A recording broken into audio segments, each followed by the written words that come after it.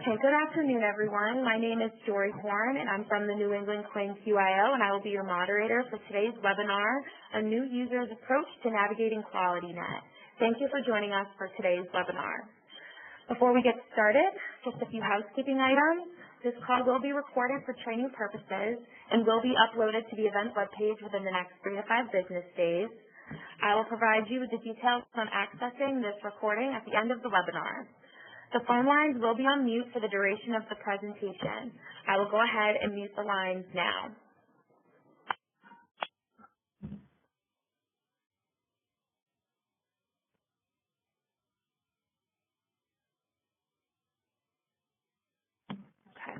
We will address any questions at the end of the presentation, but please feel free to ask them in the chat box on the lower left-hand corner.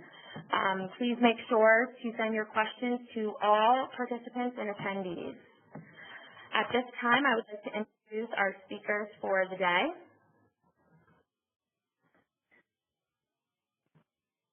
Carol Dietz is a Senior Quality Improvement Consultant at QualityNet, which is part of the New England QualityNet and has 35 years of experience as an acute care registered nurse with an emphasis on patient safety, quality improvement, and system development. Jean Dufresne is a Senior Program Coordinator at Health Centric Advisors, which is also part of the New England QualityNet and has 17 years of experience in healthcare data management and analytics. At this time, I will pass it over to our presenters, and we will begin the webinar. Thank you, Dory. Can you hear me okay? I can. Excellent. Good afternoon, everyone. Thank you so much for joining us. My name is Jean Dufresne, and I will be getting things started. But first, before we get into everything that we'd like to cover today, I wonder if everybody could take a minute to go ahead and introduce themselves in the chat. Your name, your role in your organization, or your role in the organization, whatever you're comfortable with. And while everyone is doing that, I'm going to go ahead and get started. So we have a New England Quality Innovation Network Quality Improvement Organization. We work to improve care for Medicare beneficiaries throughout the New England region. They're led by the Centers for Medicare and Medicaid Services, and it is one of the largest programs to improving healthcare quality at the local community level. Next slide, please, sir. So today's objectives, it's a very high-level overview of navigating QualityNet for folks that are either new to the quality reporting program, the QualityNet website, or for folks that just thought they'd want to sit in and get a refresher, maybe pick up something that they weren't aware of. So our objectives today is basic navigation, getting started with QualityNet registration, locating the secure portal login, identifying timelines and specification manuals, data submission, information and guides, and how to join the Listserv, very important. And again, very high level. We're not going too deep into detail, but enough, I think, that it'll be helpful. Next slide, please.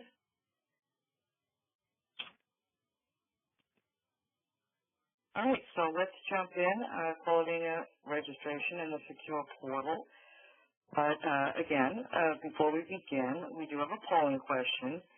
So our question is, how many staff on this webinar are either, number one, brand new to QualityNet and Medicare reporting, or number two, familiar with QualityNet and Medicare reporting but needed a refresher? And we'll take a few minutes to gather that.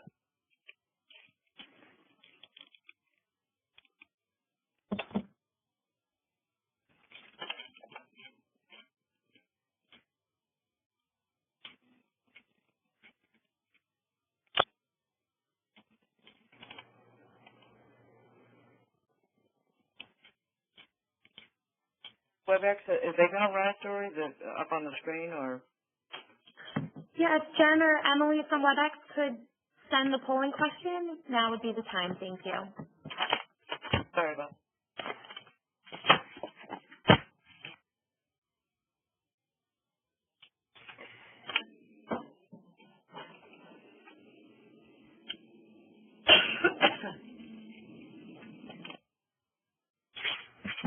While the polling is going on, please remember that this is an open line, so if you could please manually mute yourself or please press #6. That would be great. Thank you.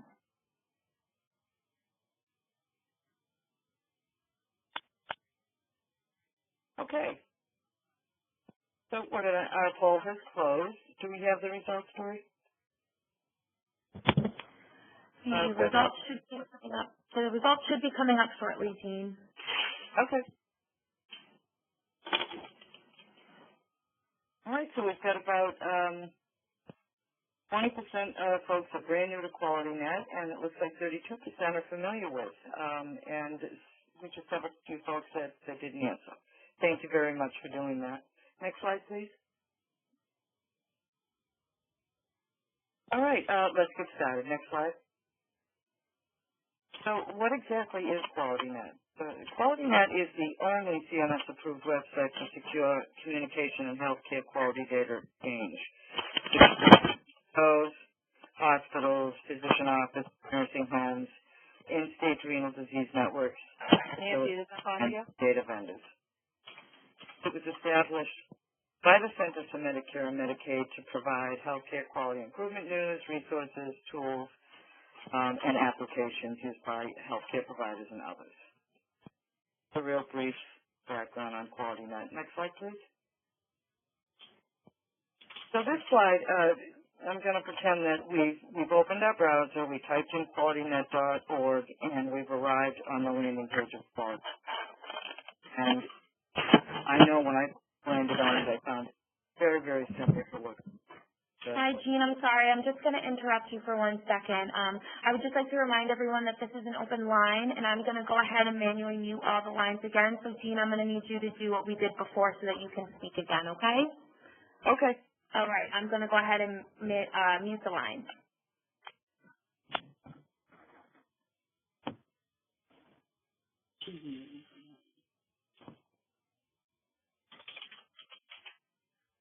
Can you hear me, Dory? I can hear you, Jean. Please continue. Thank you.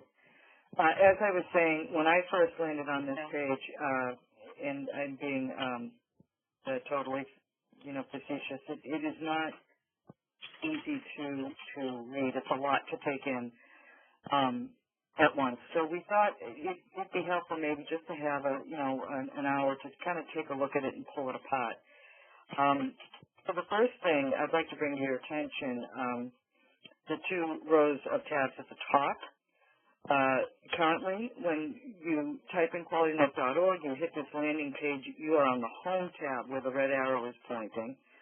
And below those tabs are setting tabs that my colleague Carol Gates will address further into the presentation. So next slide, please. And this is just a closer look at what those tabs actually have. So number 1 is Home, My QualityNet, and Help, which I'll be reviewing. And later in the presentation, Carol will take us through the supported settings, number 2. Slide. So we saw what the Home tab looked like, and I'll get back to that in a minute, but I also wanted to point out the other 2 tabs. So QualityNet, if you click that tab, it'll bring you right to QualityNet Secure Portal login. And from here you would, and we'll get into this a little more as well, but I just wanted to give everybody a look at what that tab offers. Next slide, please. And third and finally, the Help tab. It brings you to a resource page with links for each of the Medicare supported settings. There is a lot of resources on this website for each of these supported settings, for the Secure Portal, and so on. Next slide, please.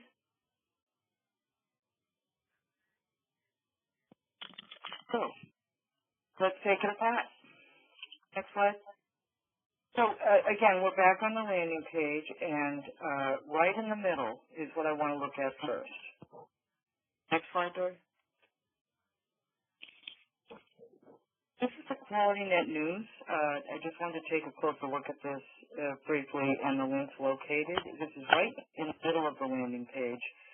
And this is where the most recent relevant notifications are made available by CMS.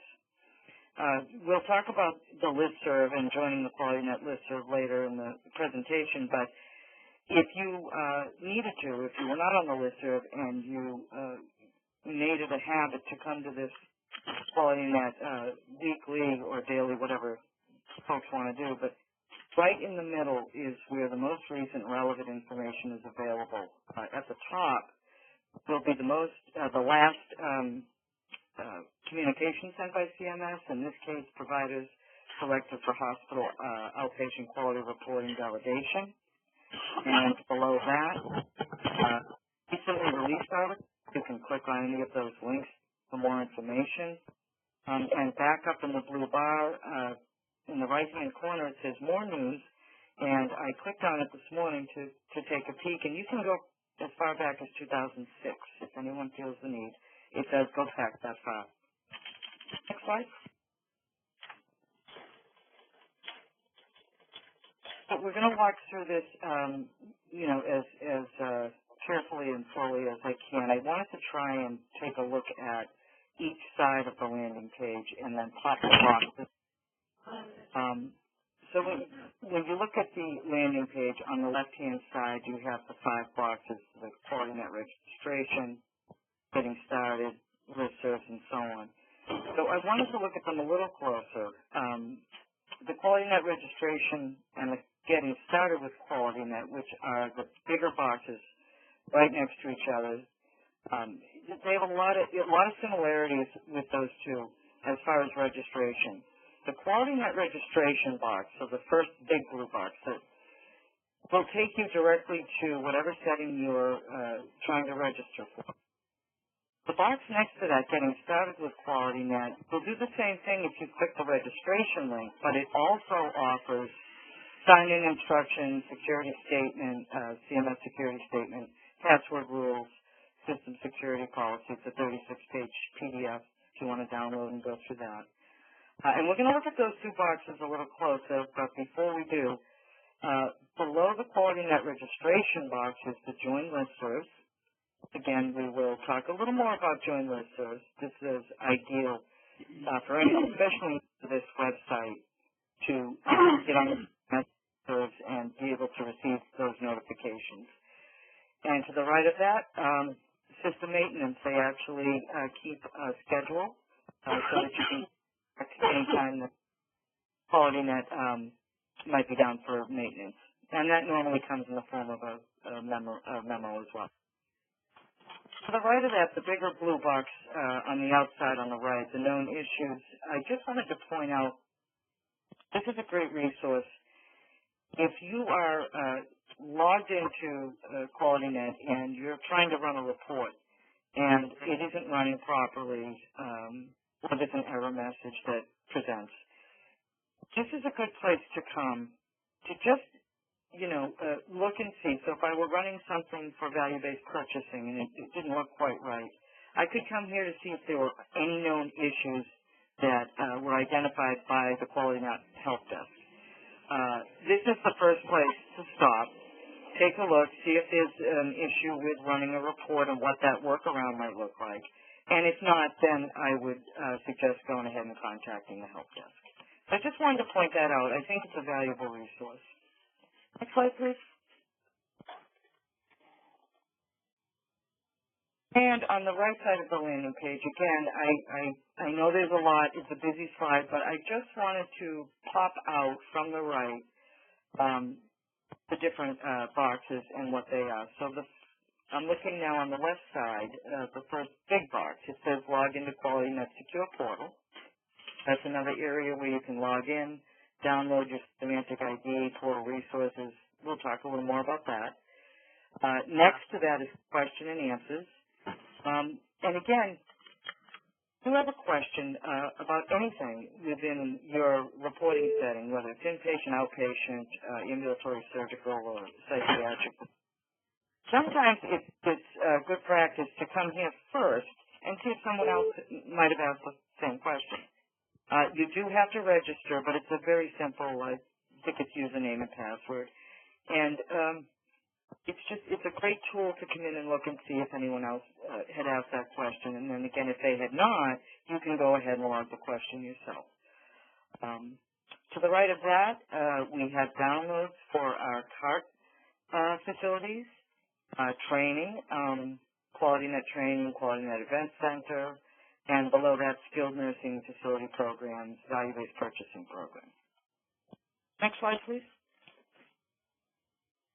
So I'm going to take a moment. This is a real high-view look at QualityNet registration and where to go.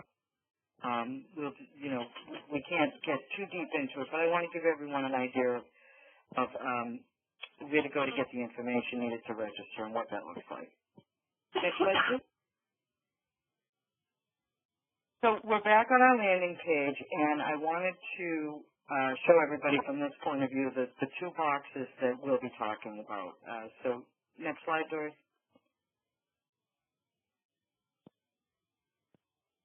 So this is the same box, it's just a lot bigger, a lot easier to look at. So we have the QualityNet registration box along with getting started with QualityNet. And again, they both have the ability to get you to the registration page. The first one houses direct links and processes for registration. And again, the getting started with QualityNet offers more in the way of registration, but we're going to take just a real brief look at the sign-in instructions. I just wanted to point that out. And then again, the CMS security statement, password rules, and so on. Next slide, please, Doris. So the QualityNet registration, and the way that I got here is I just chose the direct link. So here I clicked on hospitals, and I'm using Inpatient for this example. And here you have Security Administrator, the Security Administrator responsibilities, and your basic user. And on the next slide, just a brief definition of what those are. Next slide, Joy. So the QualityNet Administrator, it's a little more involved when you're registering for that, but this is the person that's going to, as it says on the slide, create, approve, edit, terminate QualityNet user accounts, perform in-person proofing for folks that are unable to complete the identity proofing through Experian. We'll talk a little more about that. Monitor usage, the QualityNet usage at your organization, and serves as the point of contact for information regarding QualityNet. And basic user is all the other folks in your institution that are using QualityNet. They just don't have that level of responsibility.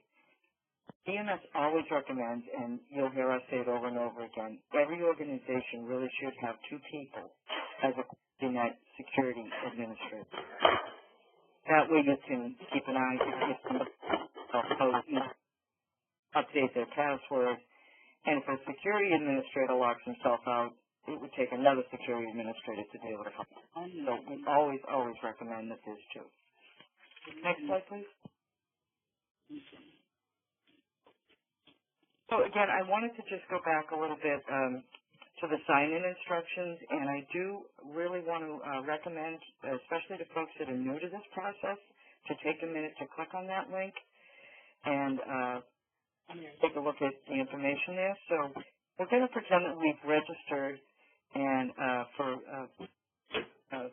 administrative privileges and received our email notification from QualityNet.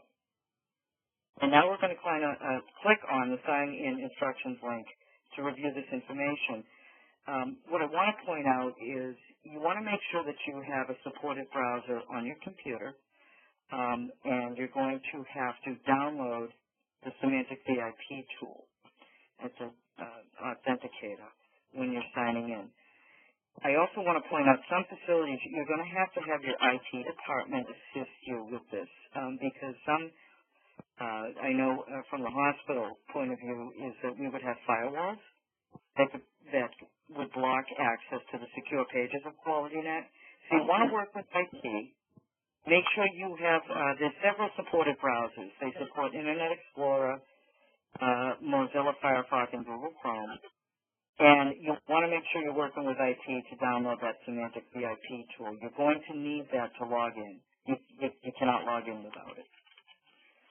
And again, it's a little different if you're an administrator you're going to be receiving your login information through email.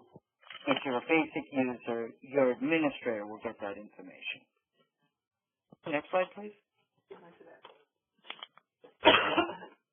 So once all systems go, you're ready to complete your registration. Looking at the slide at the top and going across, it's highlighted, it says login. That's where you're going to start. You're going to log in. You're going to verify your identity, create identity questions, and so on. Not create, you're going to answer identity questions and so on. And I want to mention a word about identity proofing. So if it's successful, the system will advise you that you've successfully completed CMS identity proofing. If you're not able to successfully answer your identity proofing questions, you will be provided a tracking number and the contact information for Experian to complete the identity proofing process by phone. And what I mean by all that is Experian has been contracted by CMS as a gatekeeper for the registration process. So it might feel to the folks that are registering, and all of us that have gone through this process felt it as well. It might feel like it's personal information being shared. That's not the case. They want to make sure that you are who you say you are. So you've got to walk through and answer some, questions. For example, they may ask you out of 4 different addresses if you lived at one. So after that's complete, you'll be prompted to register a credential to use the multi-factor authentication, which is the semantic VIP credential ID. And when you complete it, the system will advise you have successfully registered that credential. Next slide, please.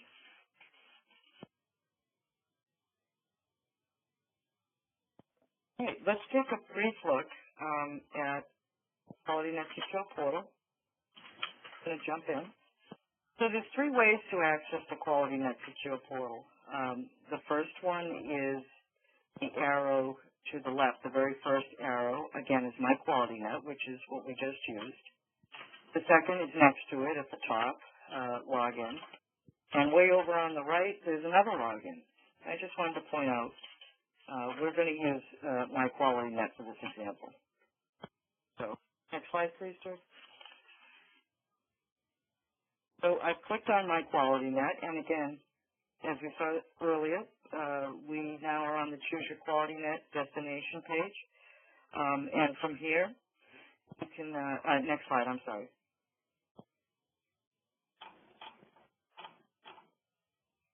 Once you click on that, it'll open up this menu.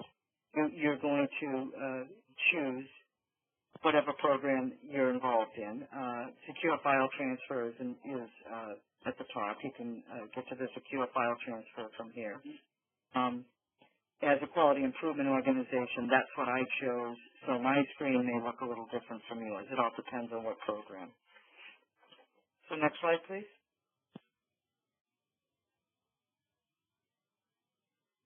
And that'll bring you to your login, and here is why I was emphasizing the semantic VIP. You have to have that available either on your desktop or on your phone. When you get to this spot, you're going to log in, and that security code, the 3rd box down, is where you're going to put that number in. There's also some help to the right. You can go back to complete a new user enrollment if you forgot your password. Trouble with your security code, I will say for folks that, like myself, I have mine on my iPhone, and when iPhone updates, the last update wiped out what I was connected to, so I actually did have to call QualityNet to get synced again. So that is, it's important to go in and poke around and look at some of these things. Next slide. And once you're in, this is what it looks like from my point of view. It may look a little more robust for hospitals. This is the QualityNet Secure website. At the top in the dark blue bar, on the left, if there's any alerts or notifications that hospital-specific report might be available to download.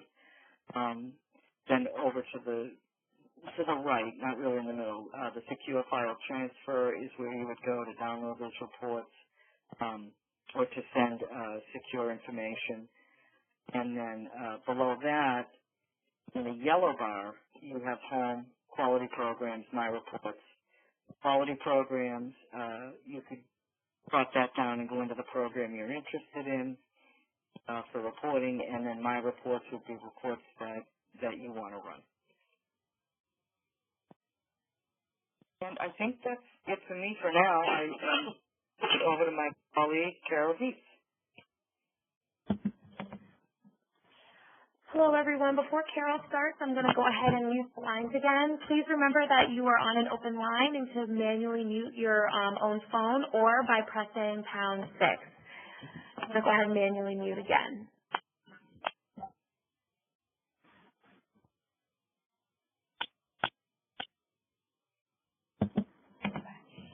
Thank you so much, Jean, and good afternoon, everyone. This is Carol Dietz. I am from the Connecticut office of the New England QIN-QIO.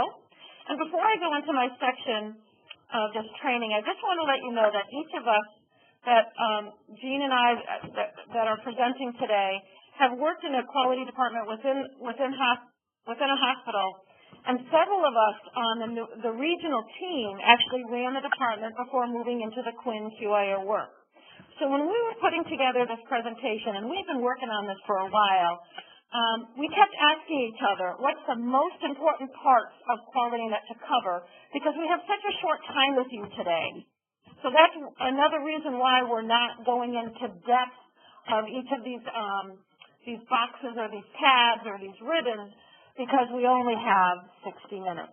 So please know what we're trying to do is as you're going through these slides, circle what we're talking about and then go back into QualityNet and do that checkbox to say, yes, I reviewed it, and yes, I know what content is there.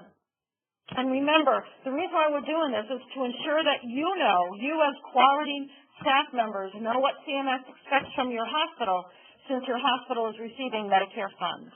Next slide, please.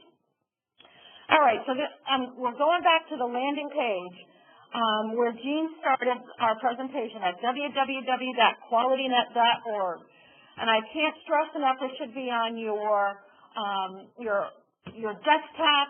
You should have this, maybe even get a little tattoo on your forearm to make sure you never forget this website. And if you look at the very top of the page, under the Home and My QualityNet tab, there are several boxes of settings, and Jean mentioned that at the very beginning of the program. These are facility types that have their own drop-down menus. So you have the first one is the hospital's inpatient, followed, and we're going across the top. So it's hospital inpatient, hospital outpatient, physician offices, ambulatory surgical centers, PPS exempt cancer hospitals, and the PPS stands for Prospective Payment System. That's how hospitals are paid, through the Prospective Payment System from CMS. You also have the ESRD facilities, and ESRD stands for End-Stage Renal Disease Facilities, where they provide dialysis care. The inpatient psychiatric facilities, and finally, quality improvement. This afternoon, I'm going to be spending most of my time on the hospital inpatient box. But please know that each of the other boxes are set up similar to the hospital inpatient box with specific information for that specific facility type. One of the aha moments that I really want to share with you is that this site, this is a national site, so there's over 4,000 hospitals, hundreds and hundreds of ESRD network, ESRD facilities, ambulatory surgery centers, inpatient psych facilities. They're all accessing this one site. So as you're maneuvering into the different settings or into the different drop-down menus, it's going to be slow. So try to have a cup of coffee with you, or a cup of Coke, Coca-Cola, so that'll give you something to do as it's maneuvering through the site. So please know, this is such an important site that everybody in the nation goes on it. Next slide, please. Okay. So I've hovered my mouse over the hospital's inpatient big tab, that setting, that very first setting tab, and then a list of new tabs will be dropped down with very valuable information specific to hospital inpatient quality reporting. So these are this is the drop-down list that will occur once you click on the hospital inpatient quality reporting program. So the first tab, the first drop-down, I should say, is public reporting, followed by HCAPS, which is the Hospital Consumer Assessment of Healthcare Providers and Systems. Then you have your claims-based and hybrid measures, your benchmarks of care, your ECQM measures, which is your electronic clinical quality measures, followed by your healthcare-associated infection measures, I like to call them the HAIs, and then your hospital-acquired conditions reduction program, your HAC program, followed by, again, we're going down the list, overall hospital ratings, also known as the STAR ratings for hospitals, your hospital value-based purchasing program, followed by your hospital readmission reduction program, your email notification registration, which Jean has already talked about, your specification manual, your data collection and cart tab, data submission, followed last but not least by data validation and training. I will be reviewing several of these tabs with you today, but I suggest that you go into each one of them to see what information is available for you. Next slide, please.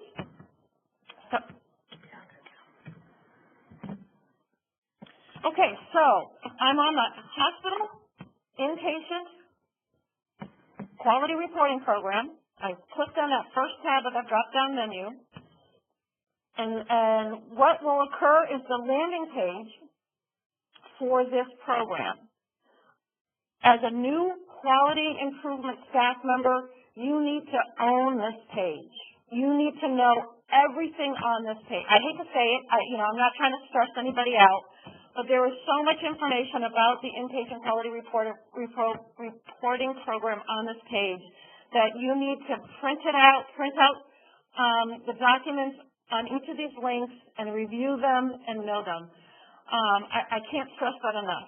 One of the important links on this page is the contact change form, and that right there is right in the middle of the landing page. This contact change form needs to be completed when there are changes of key contacts in your hospital. For example, you have a change in the CEO or an administrator. You have a change in the IQR contact. You have a change in the medical record contact. Believe it or not, that's really important because once you are selected for validation, they contact the medical records contact person to talk about what medical records are needed. So again, you need to make sure you have that updated. You also need to have, if there's a change in your NHSN contact, and that's for your HAI data submission. And NHSN stands for National Healthcare Safety Network. And finally, if you have any changes in your QualityNet Security Administrator. Okay, also you will find the most current important dates and deadlines link for the IQR program. I'm going to ask Dory to go to the next slide. Once you click on this link, this is the document you're going to find. This is what you need to print down and keep next to your computer or on your bulletin board in your office so your whole staff can see it. This tells you all the dates and deadlines for the inpatient quality reporting program. And I just want to review a little bit of it so everybody understands how to read it. So right now, hospitals are reporting on the second quarter 2018 discharge data. Now, how do I know that? Because on the very left-hand side, you see the discharge quarters, and you'll see on the fifth row down, you'll see second quarter 2018, and as you move across to the next column, you'll see your HCAP submissions was due on October 3rd, 2018. The next column after that, which is your population and sampling submission, is due on November 1st. So that's a deadline coming up, and that submission is required for your chart abstracted measures only. But again, that's an important date you can't bypass. So know that you should have it I highlighted on your calendar that November 1st to make sure you're working with your IT department to make sure all your population and sampling is being submitted by November 1st.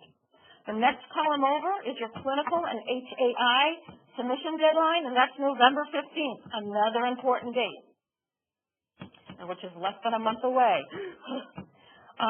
The next column over, which is your PCO1 web-based submission deadline, and that's for your perinatal care elective delivery measure. That submission deadline actually is a window you have from October 1st to November 15th to submit that web-based measure, and that window is now open because it opened up October 1st. Now, the last three columns, the 6th, 7th, and 8th column, are for those hospitals that have been selected for validation for fiscal year 2020. Also noted on this document are the dates for the submission for the ECQMs, which is down below the top part of the graph, and also the dates for the annual DACA, which is the data accuracy and completion attestation document that needs to be submitted every year, and also the deadline for the influenza vaccination coverage among healthcare workers is also documented the deadline is documented on this form. This is truly one of those forms you need to own. I'm going to go back to where we were. So this is the landing page, as I mentioned, for the Hospital Inpatient Quality Reporting Program. Also on this landing page is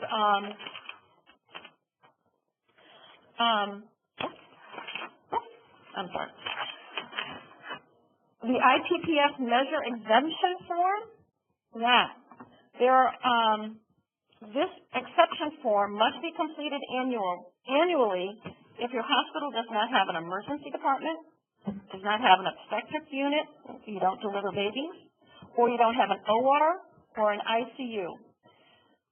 And there's also some other very informative resources for the current reporting year that are important for your work that you need to review at the bottom of this landing page. So again, you need to own this.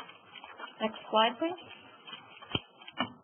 So I'm staying on the Hospital Inpatient Quality Reporting tab, and there is a sub-tab labeled Measures that you need to review. This will give you, so once you're on this landing page, this will give you some links to a list of all the measures that are part of the IQR program. Also, this document will show whether they are reported on hospital compare or not, as well as whether they are part of the hospital value-based purchasing program or not for this current reporting year. So again, these documents, these links are very important to review and to really understand what they're telling you. Next slide, please. Okay, we're still on the Inpatient Quality Reporting Program tab. Another sub-tab that is important to review is the Web-Based Data Collection tab. This landing page informs you about the online web-based measures that are required to be completed through the QualityNet Secure portal. These web-based measures are the PCO1, which is the perinatal care measure, which I mentioned earlier, the structural measures, and the DACA form. I love saying DACA. I don't know why, but I just love saying DACA. There is some important information on all these three measures, so make sure you give some time to review these measures and open up the links. Next slide, please.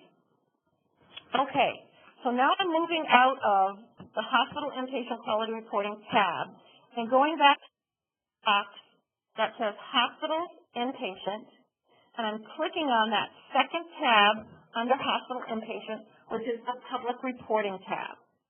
This is something that putting this webinar together, I did not know this. So this is, and I've been in quality now for quite some time. So I'm hoping those of you who have been in quality, you're going to learn something new. Maybe not this, but something new that Jean and I are covering today. I did not know this. When you click on this tab, there's information on the 4 major programs that are available for the public to view. The IQR program, which is the Inpatient Quality Reporting Program, is reported on Hospital Compare. I knew that. The hospital value-based purchasing program scores can be viewed by the public on the hospital value-based purchasing pages of Medicare.gov site. I did not know that. And I did not know that the hospital readmission reduction program scores can be viewed on the hospital readmission reduction program pages on Medicare.gov. And then also I did not know that the hospital-acquired condition reduction program scores can be viewed on the HAC reduction program pages of Medicare.gov. So, again, these links are really important to check out, and you need to know what the public is seeing for your hospital, and you can then bring that forward to your leadership so they can understand what the public is seeing. So, again, lesson learned to me. Next slide, please. Now, the third tab under the hospital's inpatient drop-down menu is the HCAP sub-tab. And HCAP, again, stands for Hospital Consumer Assessment of Healthcare Providers and Systems. We consider this as a patient experience tab. This landing page gives you an overview of the program, and on the right-hand side of the web page, you can get training for the portal enrollment as well as other resources for this important program. Next slide, please. Now, the fourth tab under Hospitals Inpatient is the tab for Claims-Based and Hybrid Measure. There are 11 links on this page, and each link will bring you to landing pages with more information about each of the measures. This is a very important page to know about especially when somebody is asking you to describe the specific claims-based measure that CMS is using as part of the required reporting program. So, again, these are the measures that CMS literally is just pulling out of your claims, so you don't even realize that CMS is pulling this data, but this tells you what CMS is actually pulling out from your claims. So, again, very important page. The fifth tab under Hospital Inpatient is the ECQM reporting sub-tab, and this is the Electronic Clinical Measures. There is a great deal of information on this web page, which starts with the overview of the program, just like with every landing page. But if you look over on the left side of the web page, you can get further information on measure information, which means which measures are available for ECQM submission. There is a pre-submission validation application that CMS has put together, which is a tool that you can use prior to submission to test your data, your submission data. So that's a really nice tool to know about. There's information surrounding the Extraordinary Circumstances request form, the ECE request form. So if you're having a problem submitting the data and there's an extraordinary circumstance like the hurricane that South Carolina, North Carolina had this past month, you need to fill this form out and submit it to CMS. And there are other important resources and webinars that are available related to these measures that, again, are very, very helpful.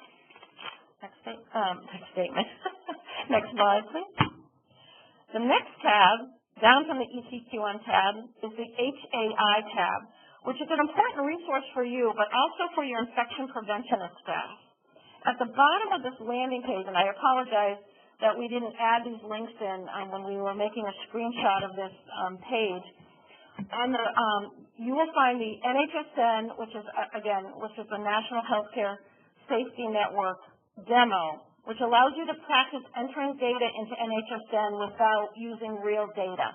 So this is a nice, we call it the sandbox, where you can practice, your infection preventionist can practice putting the data in before your live data actually goes into the real NHSN application. There's also the IPPS exemption form, which I had talked about earlier. So this is a second site for you to grab that exception form if, again, you don't have an OR, you don't have an ICU, or you don't have an ED. So you need to fill out this form annually, not just once, but every year you need to complete that form to let CMS know. And there's also other two important documents related to NHSN that is very important for your infection preventionist. It's the NHSN location mapping resource for CMS reporting. This tells you exactly what units CMS wants you to report on. And the second one is the location mapping checklist. which is a nice tool for your infection preventionists to have to make sure that they are monitoring the right units. Next slide, please. The next tab under the hospital inpatient tab is the HAC, I love saying that too, the HAC reduction program, which is a hospital-acquired condition reduction program. Once you click on this tab, you will see, as you do with all, the overview of the program with resources on the left as well as on the right side of the web page. When you click on these tabs on the left, you will see information on the measures, the eligibility, the scoring methodology, and other resources. On the right, you can read up on the frequently asked questions along with the answers from CMS, so that's a very important document to have for those, especially for those new folks in your quality unit. You also have a fact sheet on the HAC reduction program, and then they also developed an infographic on the scoring methodology, which I find very useful when you're talking to your leadership, to really explain how the scoring is happening for the HAC program.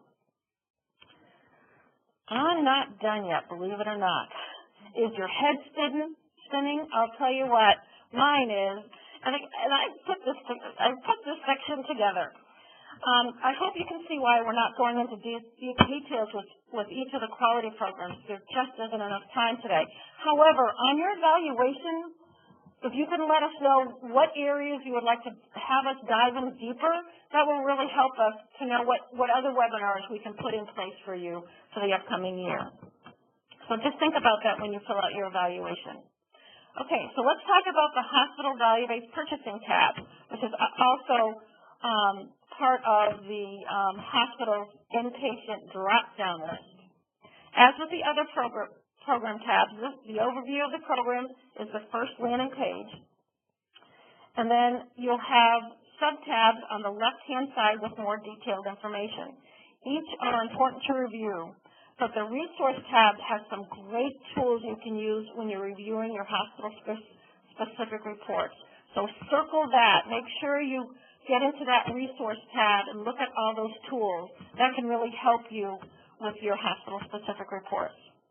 As well as the webinars and call tab, the most current presentations that have been given by CMS on the hospital value-based purchasing program are located under this tab. The next tab, which is the overall ratings, or as we call it, the star ratings, is located within the drop-down list of the hospital inpatient menu. And it's set up exactly the same way as the other tabs, and with the landing page giving you some of the overview, while the tabs on the left-hand side gives you the detailed information. Now, this program or this rating system is still in the works with CMS, but we felt it was important for you to be aware that the resources tied to this program are here, and that if there's going to be any updates by CMS related to this, you want to make sure you always hit that very first QualityNet landing page to review to see if there's any updates from CMS concerning the star rating, and then get onto this landing page for exactly what CMS has updated. Next slide, please. Another very important tab, I mean, they're all important, but this is very important, is to review you want to review weekly or at least every other week is this email notification tab. Now, in order to get an email notification from CMS, you have to be registered on the Listserv webpage, which Jean is going to talk about towards the end of our presentation. However, if you, let's say you are registered, you're on the webpage, on the Listserv, but you go away on vacation for 2 weeks. Wouldn't that be nice, a 2-week vacation? Anyway, you go away for 2 weeks, you come back, and you have about 300 emails in your email box. You want to, one of the emails you want to see are what CMS has sent out. So you come into this tab, the email notification tab, and what the landing page will be are the most current emails that CMS has sent out. Now, when we did a screenshot of this page, this landing page, we screenshot it on the 4th of October.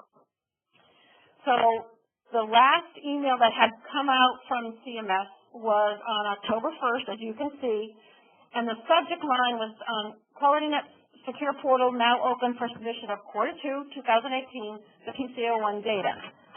The link on the left-hand side you want to open up so you can read the entire memo. Can't tell you how important that is.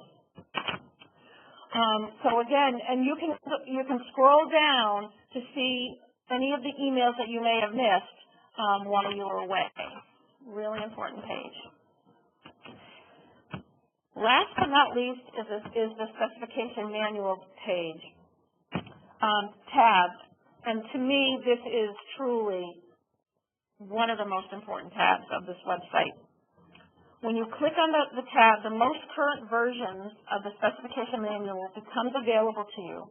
And it's important to note that you need to be aware of the time period you're collecting data for, since some of the measures do change over time. That's why there are different versions. So if you are collecting data for second quarter 2018, which you are currently right now, because remember the deadline date for your population submission is November 1st, and your clinical and HAI data is November 15th. So that second quarter 2018, that would be version 5.3. Can you see that on the slide? So that's midway down. So they have several other versions they've already created for future use, but you want to make sure you're using the right version for the discharge data that you're collecting for. One of the best practices we can recommend to you is if you're focused on second quarter 2018, download that version onto your desktop. So therefore, the Specification Manual gives you all the specs that you need for each and every measure that has to be reported on. So this best practice will save you time and also reduce errors. So because you're not going into QualityNet, you're not clicking on the Specification Manual tab, you're not clicking on the version link, which you may click on the wrong version link because, again, you're in a hurry because there's so much work that needs to get done. So with that, I'm going to turn this back over to Jean to talk about some additional resources that are available for the quality improvement staff. Thank you, Carol. That was wonderful. I know, everybody please take a deep breath. I know there's so much information on this website, but if you can take it apart piece by piece, and I know a lot of folks are inpatient and outpatient, but, you know, put some time aside just to kind of go through, and you've got the reason we want to do some additional resources is so that you know that you've got support. So this first resource is the QualityNet Help Desk. It's the contact information, and it's found on almost the bottom of every page that you're on in QualityNet. I've called it myself on behalf of hospitals, for myself, very helpful. Reporting questions if you're having a problem downloading a report, that sort of thing. Print it out if you need to, but again, it is available on almost every page that you go through on QualityNet. Next slide, please. And this is what we talked about several times. This has come up now to join the listservs. So there's two things you can do here. You can sign up for notifications and discussions. Notifications, you'll receive an email. Value-based purchasing, payment reports are available. You'll receive that notification. If you sign up for discussions, just know that should a discussion begin, you will be emailed every time somebody responds. So just be aware of your inbox, and there might be certain things within discussions that you're very interested in. You can go ahead and below, if you look at the picture on the slide, it has program notifications, and it lists out all of the reporting programs. These would be specific to just receiving a notification from CMS. And what we don't have showing, you can go back after this webinar and take a look, is the discussions. You can choose what discussions you might. Next slide, please.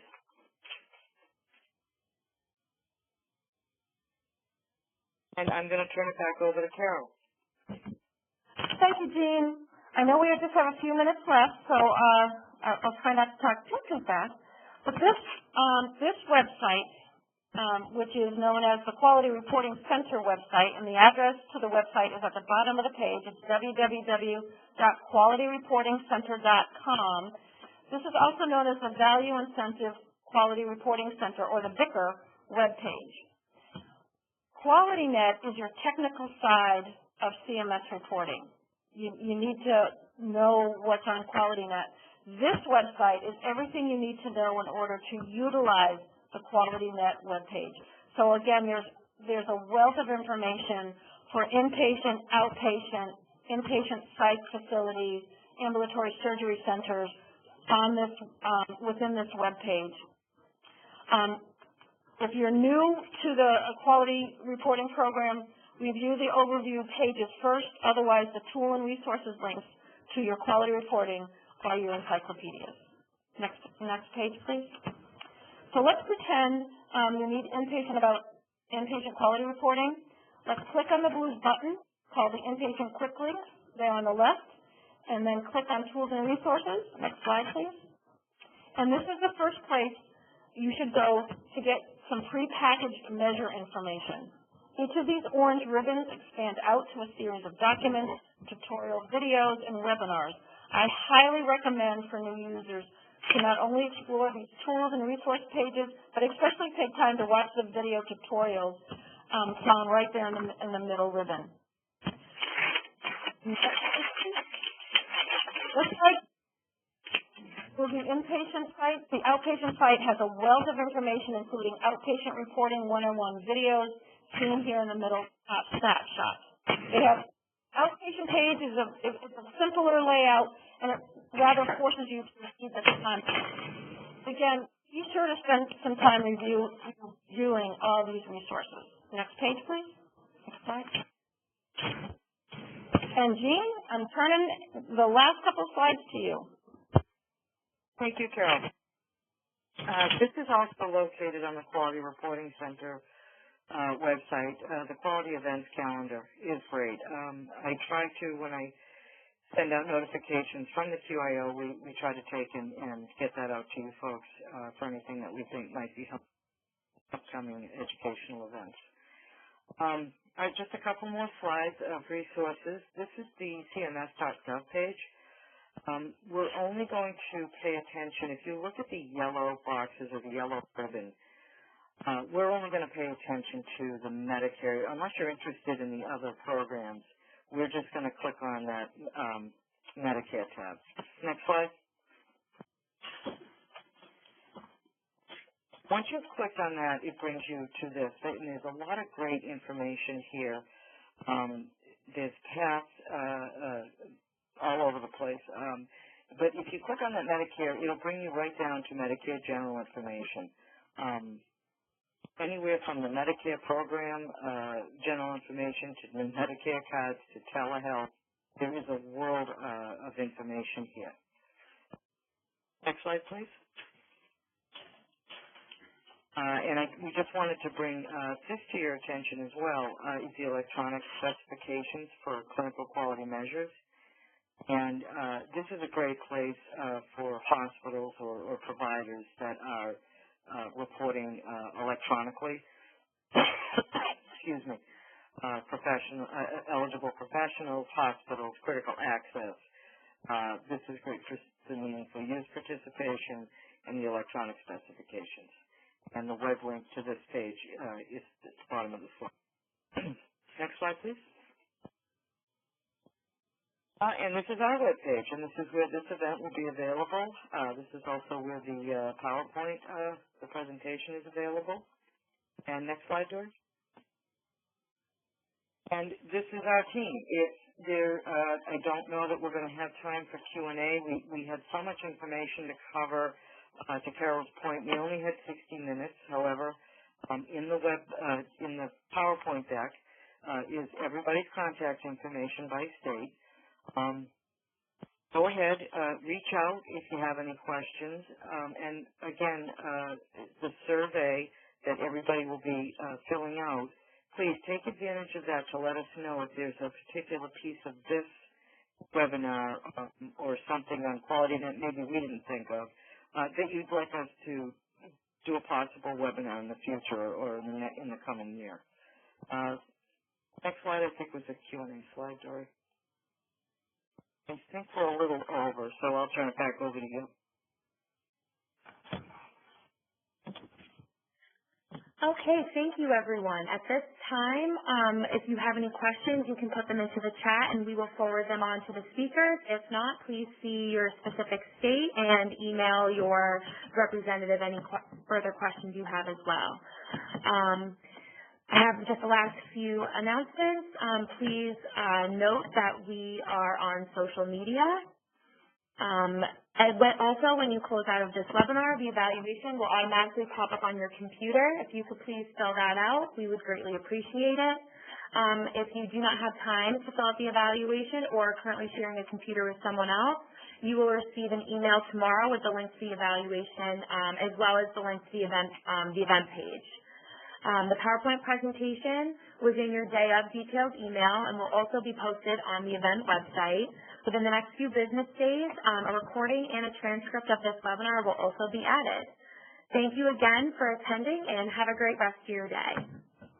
Bye, everyone. Bye-bye. Bye. Bye. Thank you.